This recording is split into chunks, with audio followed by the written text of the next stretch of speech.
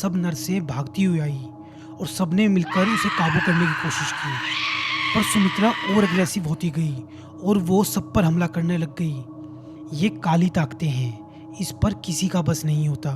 दोस्तों, आज की कहानी है राजस्थान के एक हॉस्पिटल के बारे में, जो हमारे सब्सक्राइबर सुमित ने हमें भेजी है। जब मैंने ये कहानी सुनी तो मेरा दिल कुछ सेकंड के लिए थम सा गया। मुझे विश्वास नहीं हुआ कि आज के टाइम में भी इस तरह की चीज़ें हो सकती हैं। जब आप ये कहानी सुनोगे तो हो सकता है आपका दिल भी दहल जाए। तो सीट की पेटी बांध लीजिए और कहानी शुरू करते हैं। बात है 2011 की, जब सुमित की दादी को अचानक से हार्ट अटैक आ जाता है। दादी को यूं अचानक हार्ट अटैक आने से पूरी फैमिली बहुत डर जाती है और तुरंत ही उन्हें पास के एक अस्पताल में भर्ती करवाते हैं। और वहां जाकर डॉक्टर बताते हैं कि हमें इनके हार्ट की सर्जरी करनी होगी। इनके हार्ट में काफ़ी स्टंट्स डलेंगे, जिसमें बहुत खर्चा आएगा।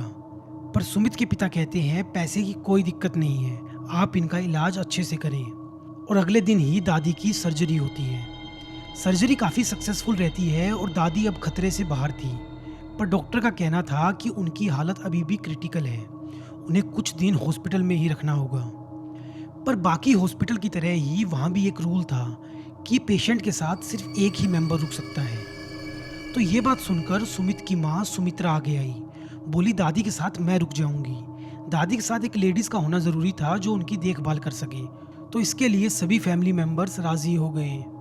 ये हॉस्पिटल काफ़ी छोटा सा था, जो कि नॉर्मली छोटे शहरों में या गाँव में होता है। यहाँ पर ना ही ज़्यादा फैसिलिटीज़ थी और ना ही कोई ज़्यादा पेशेंट्स आया करते थे। पर क्योंकि ये सुमित के घर के पास था तो उन्होंने दादी को यहीं लाना ठीक समझा।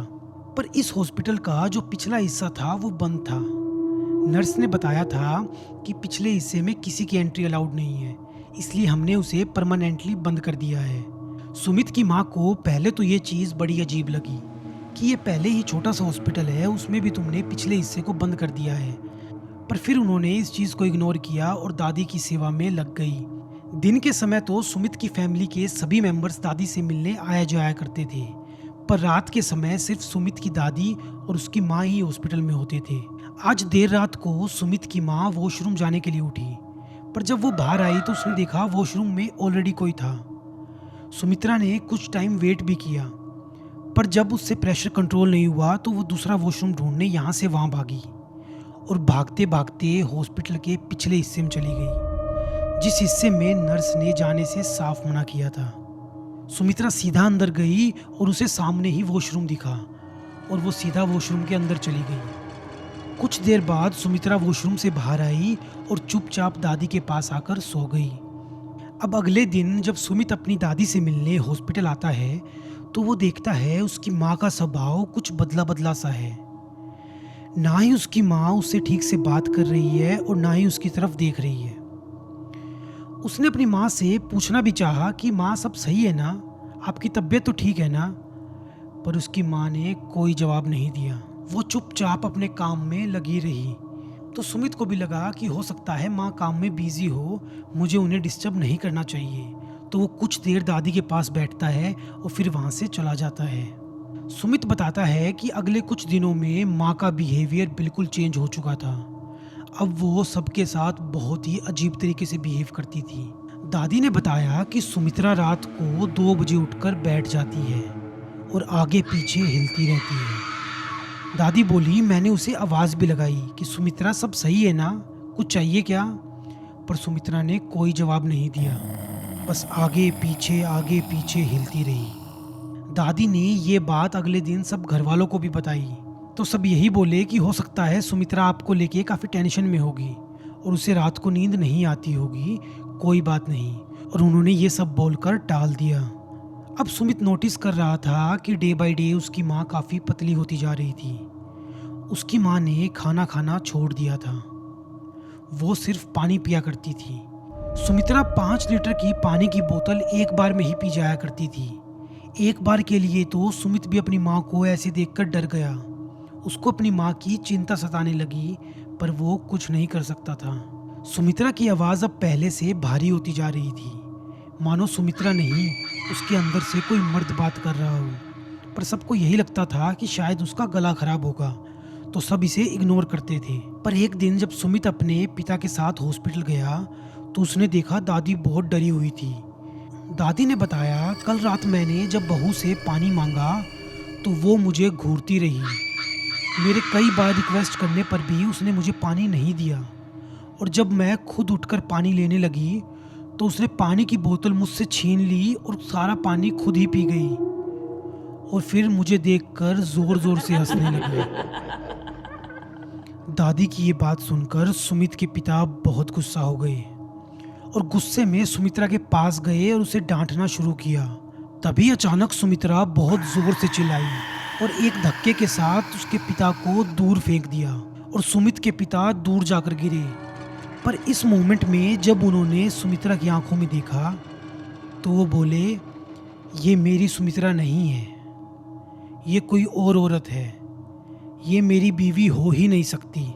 सुमित्रा के इस तरह चिल्लाने की आवाज़ सुनकर सब नर्सें भागती हुई आई और सबने मिलकर उसे काबू करने की कोशिश की।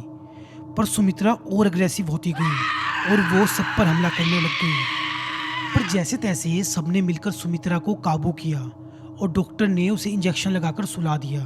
डॉक्टर ने बताया कि दादी की तबीयत से इसके दिमागी हालत पर बहुत असर हुआ है, इस वजह से इसको ये दौरे आने लगे हैं। आप एक काम कीजिए, आप दादी और सुमित्रा को अब घर ले जाइए।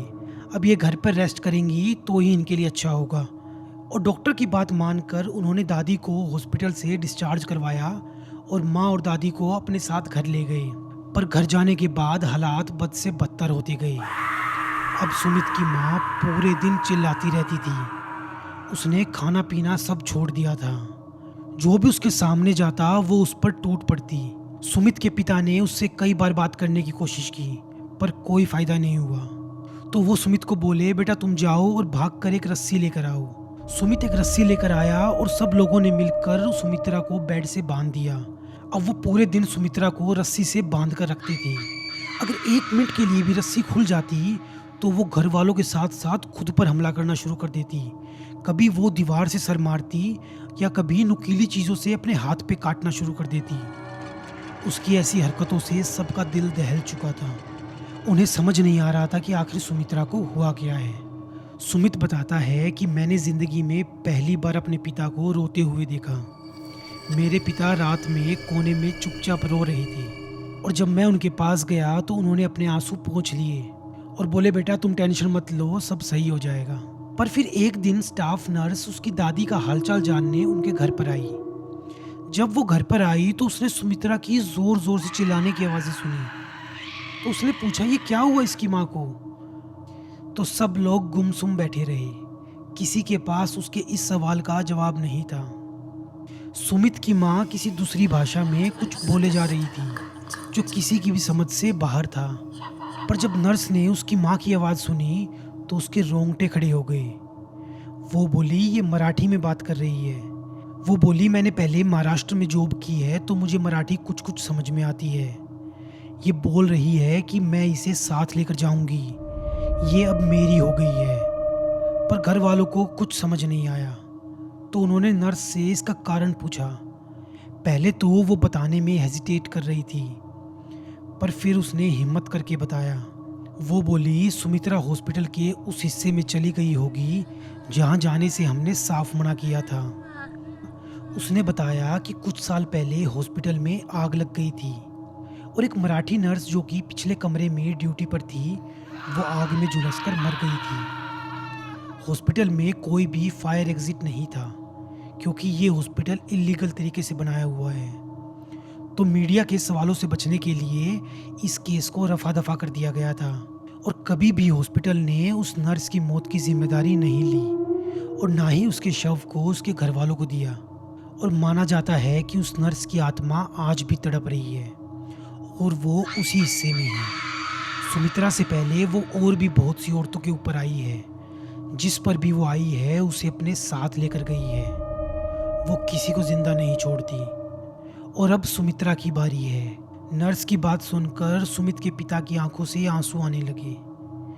तो उन्हें ऐसे देखकर नर्स बोली कि आप डरो नहीं, जितना जल्दी हो सके इसे मेहंदीपुर वाले बालाजी ले जाओ, अब वहीं पर इसकी जान बच सकती है। तो उन्होंने बिल्कुल भी टाइम वेस्ट ना करते हुए तुरंत ही मेहंदीपुर वाले बालाजी के लिए निकल गए। वहां जाकर सुमित ने देखा कि उसकी माँ को लोहे की जंजीर से बांध दिया गया था और पंडित जी उसकी माँ पर भभूत फेंकते हुए मंत्र फूंक कर रहे थे। सुमित ये सब नहीं देख पाया और मंदिर से बाहर आ गया और वहीं सीढ़ियों पर बैठ गया। सुबह से शाम हो गई और सुमित के पिता शाम को सुमित्रा को लेकर बाहर आए। वो बेहोशी की हालत में थी। वो खुद के पैरों पर चल भी नहीं पा रही थी। पंडित जी ने उसके गले में एक तावीज़ बांधा था और अगले 21 दिनों के लिए उसे पूजा पाठ करने के लिए बोला। पंडित जी ने बताया कि अगर आप लोगों के आने में 1-2 दिन की भी देरी हो जाती तो ये औरत इसको अपने साथ ले जाती। ये काली ताकतें हैं, इस पर किसी का बस नहीं होता। ये फिर से तुम्हारी माँ के शरीर में आने की कोशिश करेगी, पर तुम्हें अब अपनी माँ को किसी भी वक्त अकेला नहीं छोड़ना। तो वो लोग सुमित्रा को लेकर वापस घर आ गए और जैसे पंडित जी ने बताया था डेली वैसे ही पूजा पाठ करना शुरू कर दिया। अब धीरे धीरे सुमित की माँ ठीक होने लगी। अब वो सबसे प्यार से बात करती और समय पे अपना खाना भी खाने लगी। काफ़ी दिनों से भूखा रहने के कारण उसके शरीर में बहुत कमज़ोरी आ गई थी, जिससे वो चल फिर नहीं पा रही थी। पर सुमित ने बताया कि अपनी माँ को ठीक होता देख मैं फूट फूट कर रोया। सुमित बोला, हमसे तो बहुत बड़ी गलती हो गई थी जो हमने हॉस्पिटल में माँ को अकेला छोड़ दिया था, पर आप लोग ऐसी गलती कभी मत करना, क्योंकि हर गलती की माफ़ी नहीं होती। दोस्तों, ये थी आज की कहानी। आई होप आप सबको पसंद आई होगी। इस तरह कोई सच्ची घटना आपके पास भी है तो आप मुझे भेज सकते हो मेरी ईमेल आईडी पर या मेरे इंस्टाग्राम डीएम पर। मैं आप सबके साथ उसे शेयर करूँगा। मैं आपसे मिलता हूँ अगली कहानी में। धन्यवाद।